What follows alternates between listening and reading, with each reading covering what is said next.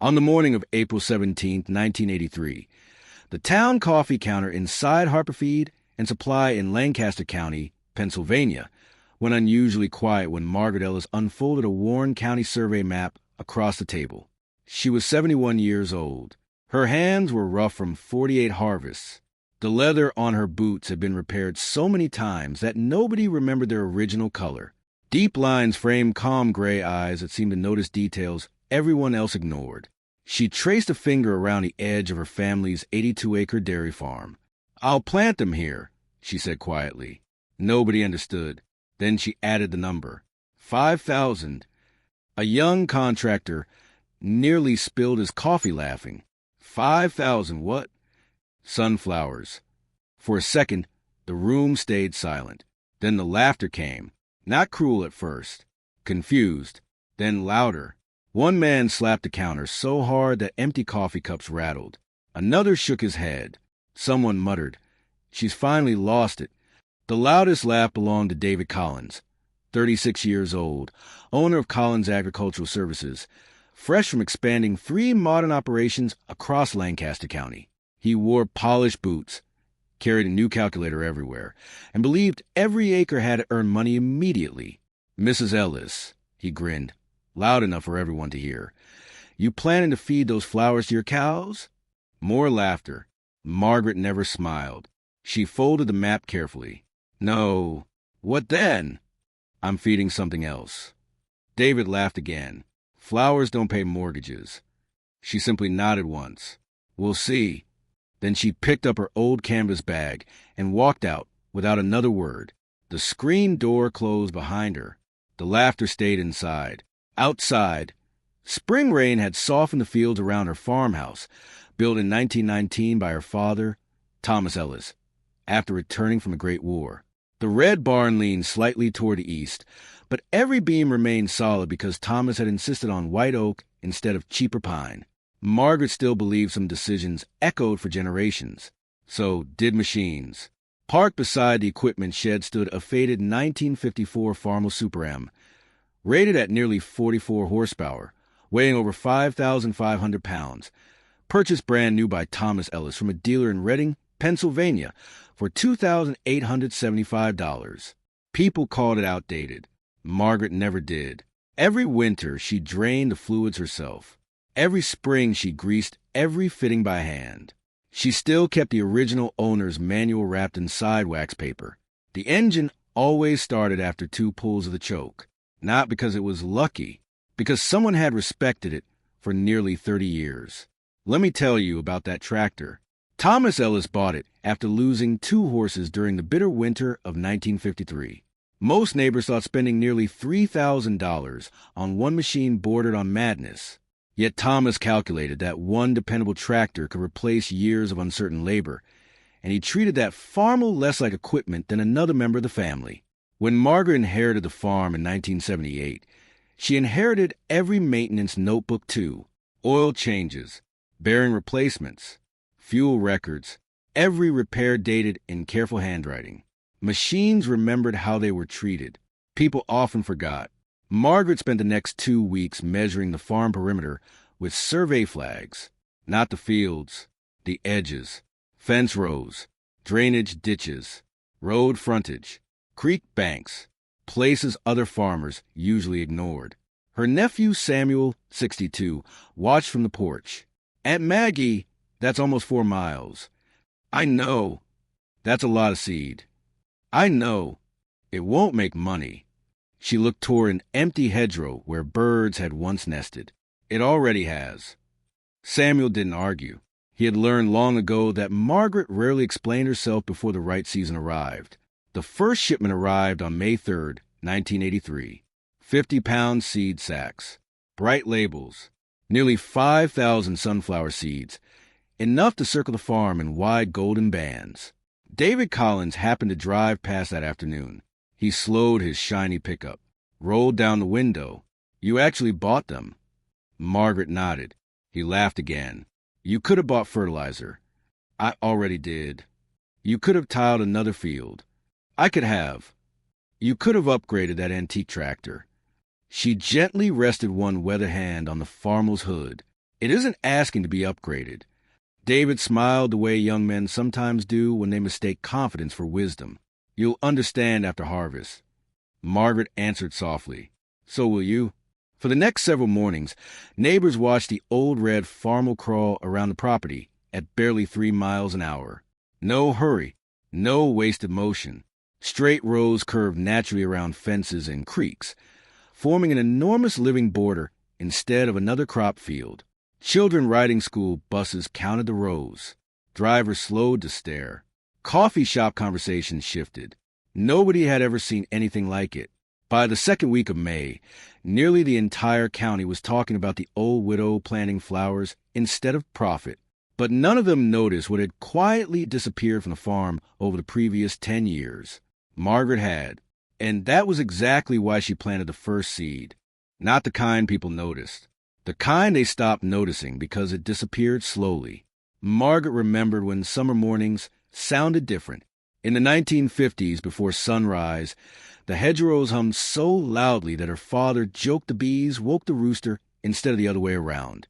Wild clover spread naturally along fence lines. Milkweed grew beside the creek. Native flowers filled corners too rocky for crops.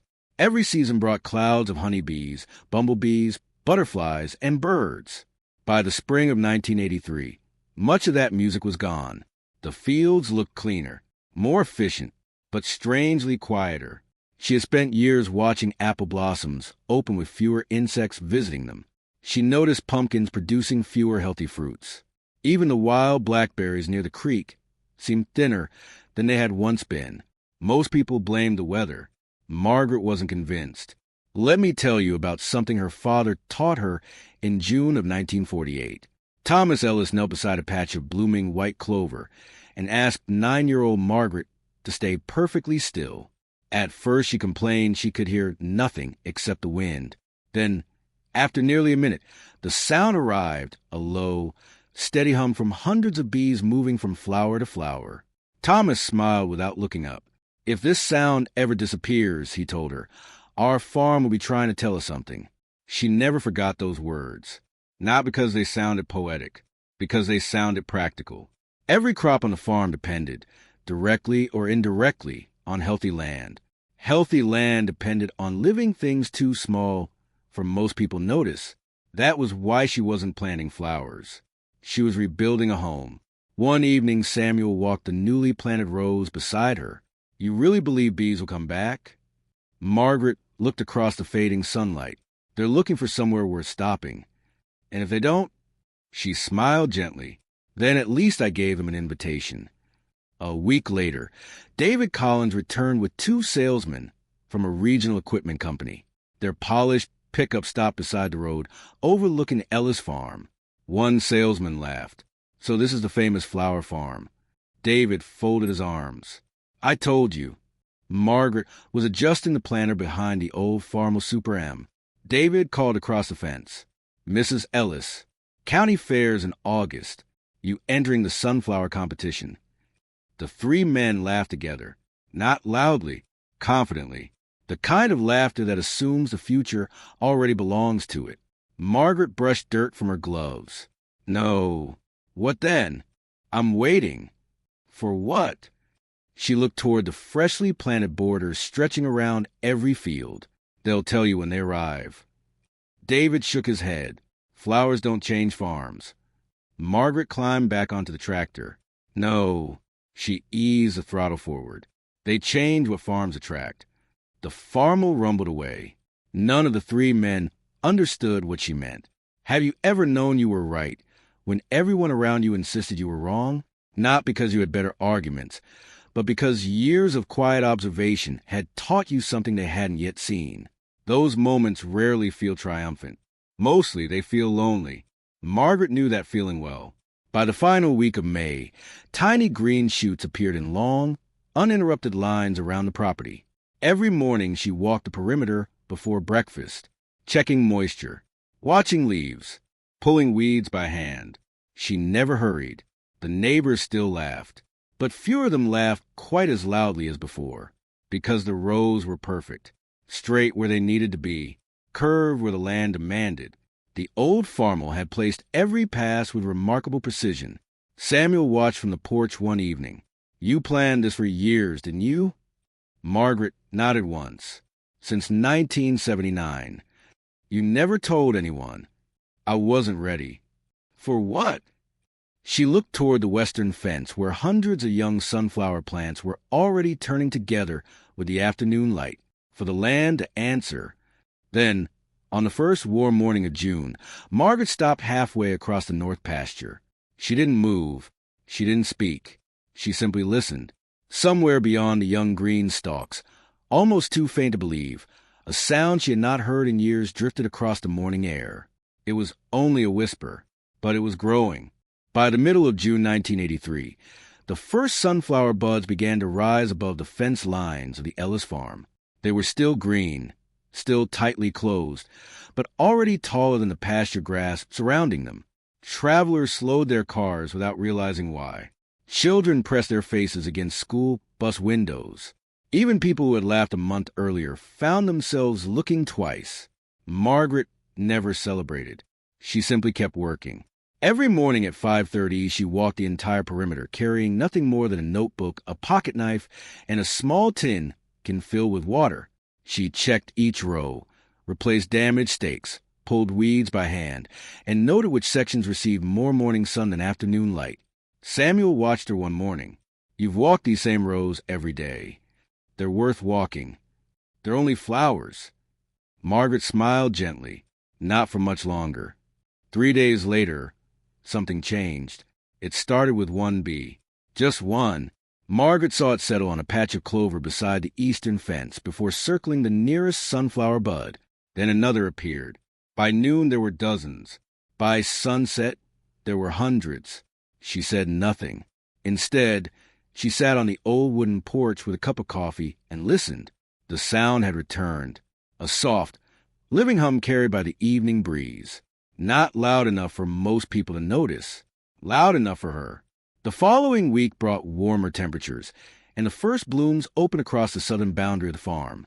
Bright yellow petals stretched toward the morning sun, like thousands of tiny mirrors reflecting the light. Then the bees truly arrived. Honeybees, bumblebees, native solitary bees Margaret had not seen in years. They poured into the flowers from every direction, moving with quiet purpose from blossom to blossom. Even the air felt different, alive. Word spread faster than anyone expected. Neighbors began stopping their trucks along the roadside just to watch. Some claimed there must be nearby hives someone hadn't noticed. Others insisted a commercial beekeeper had secretly moved colonies into the area. David Collins dismissed the rumors. "It's coincidence," he told anyone willing to listen. Bees fly everywhere. But he couldn't explain why they were gathering around one farm in numbers no one remembered seeing. Let me tell you about honeybees for a moment. A single worker bee may travel several miles searching for nectar, yet she returns only where food is dependable. Thousands of bees making the same journey creates something remarkable. They become living surveyors, silently measuring which landscapes offer life and which do not. They don't care about polished equipment, expensive fertilizer, or modern advertising. They follow abundance. They always have. Margaret understood that. Most people didn't. One Saturday morning, David drove onto the Ellis farm for the first time since planting season. He stepped from his truck, holding a clipboard. "I counted 15 cars parked along your road." Margaret looked up from repairing a gate hinge. "I notice. People are stopping to take pictures. They are." He glanced toward the blooming border. "I'll admit." He hesitated. "It looks impressive." Margaret waited. "But flowers don't increase yields." No.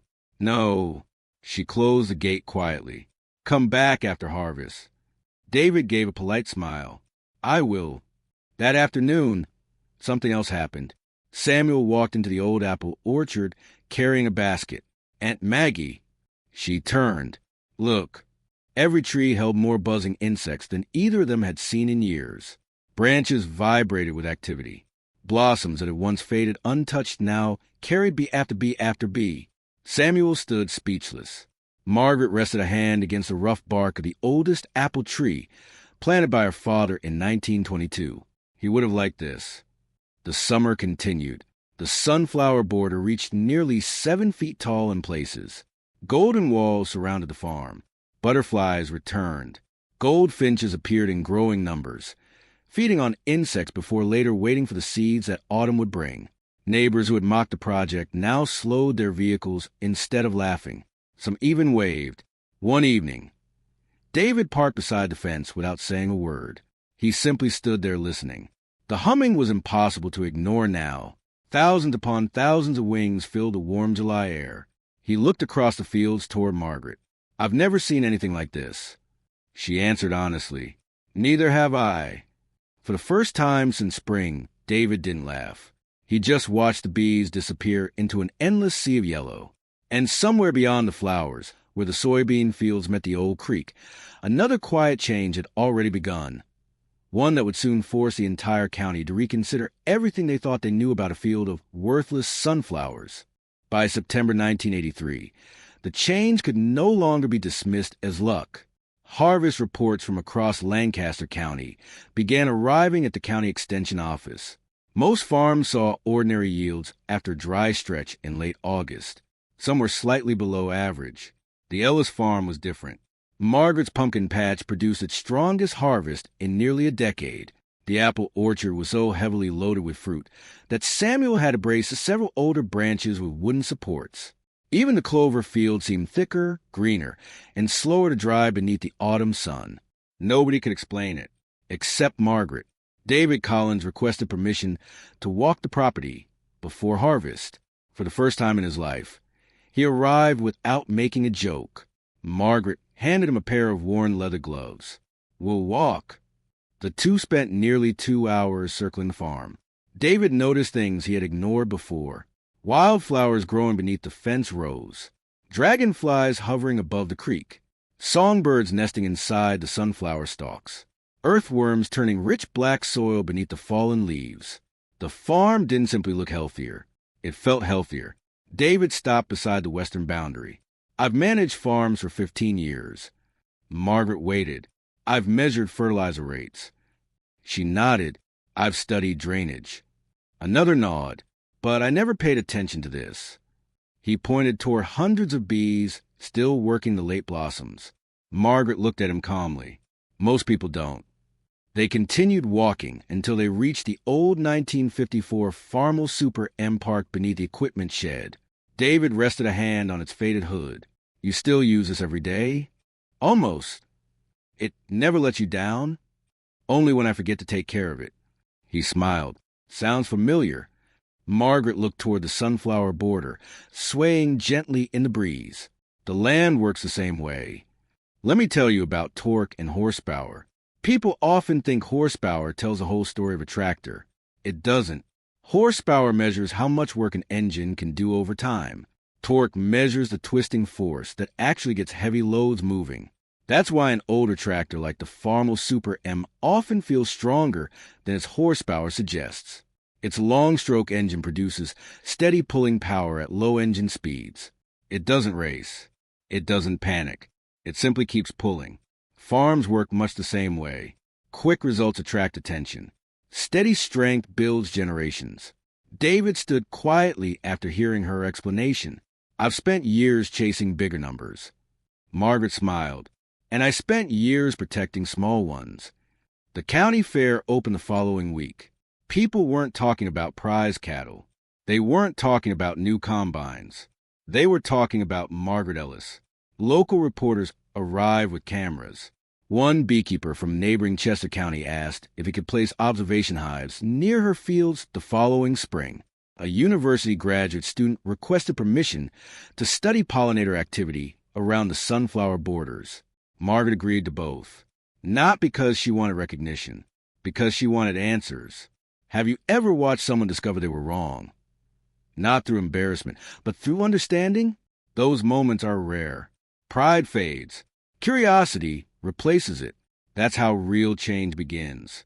A month later, David returned carrying rolled-up maps. "I've redesigned one of my clients' farms." Margaret unfolded them across the porch table.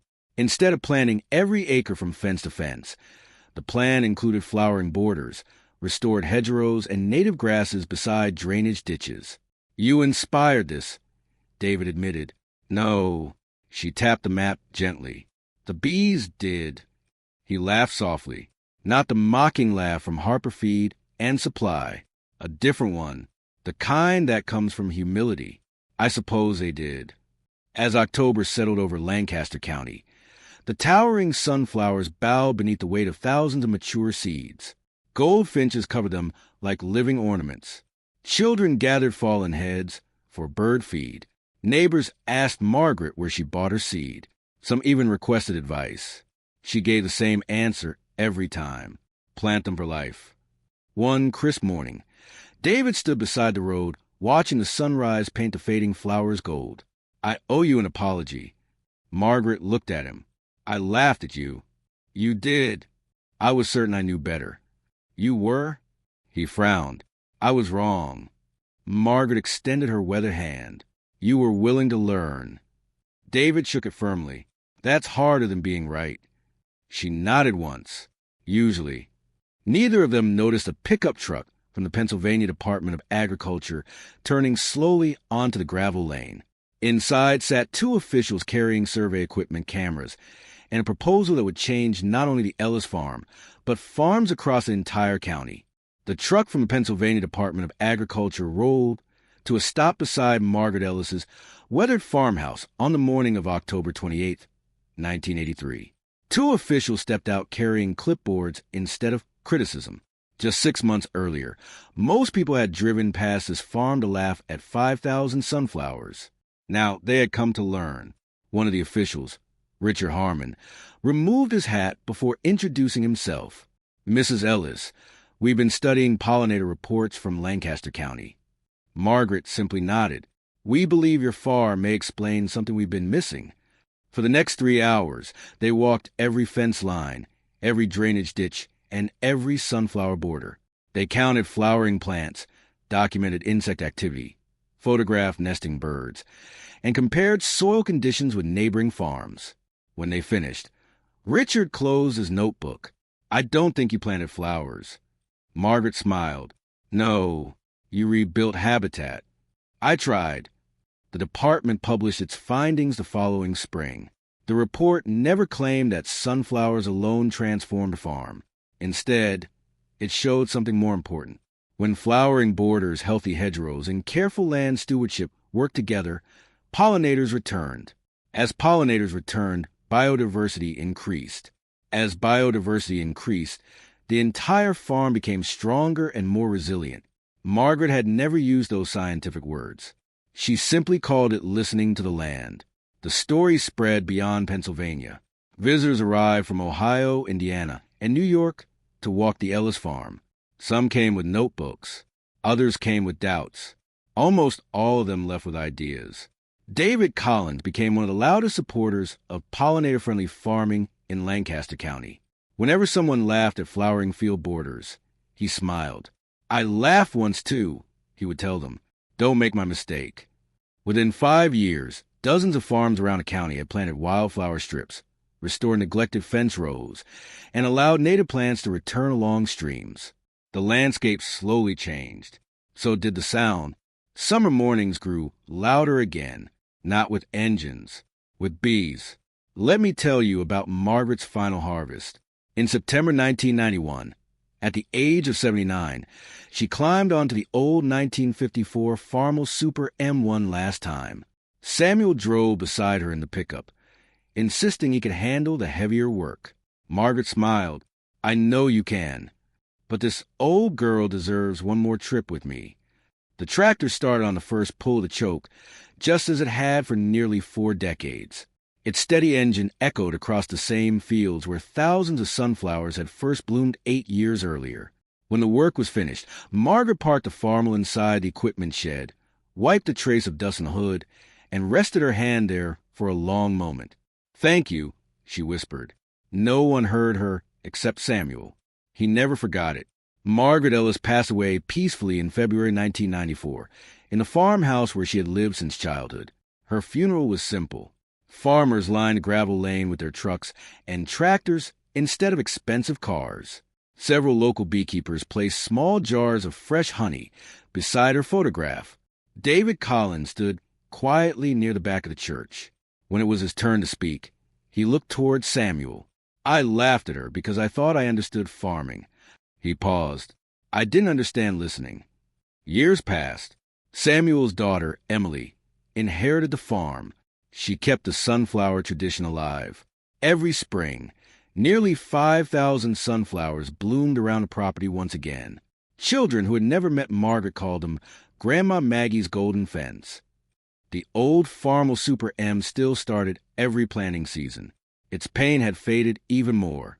Its seat had been repaired twice. Its engine had never been rebuilt. It simply continued doing exactly what it had been built to do. Visitors often asked why the family never sold it to a collector. Emily always gave the same answer. You don't sell a memory that still works. By 2004, county agricultural programs were encouraging pollinator habitat on working farms. Many younger farmers assumed the idea was new. The older ones smiled. They remembered the widow everyone had laughed at. They remembered the flowers. They remembered the bees. And they remembered the silence before the humming returned. Some things don't become obsolete. They simply wait for someone patient enough to remember what they were built and what they were planted for. If this story reminded you of someone who quietly proved everyone wrong, I'd love to hear about them in the comments. Maybe it was a parent, a grandparent, a neighbor, or an old farmer who trusted experience more than opinions. I read every story because they're worth preserving. And if you'd like to hear about the elderly farmer in Iowa who refused to scrap his grandfather's century-old grain drill and ended up teaching an entire county why it still mattered, that's a story I'll be sharing next. I hope you'll be here for it.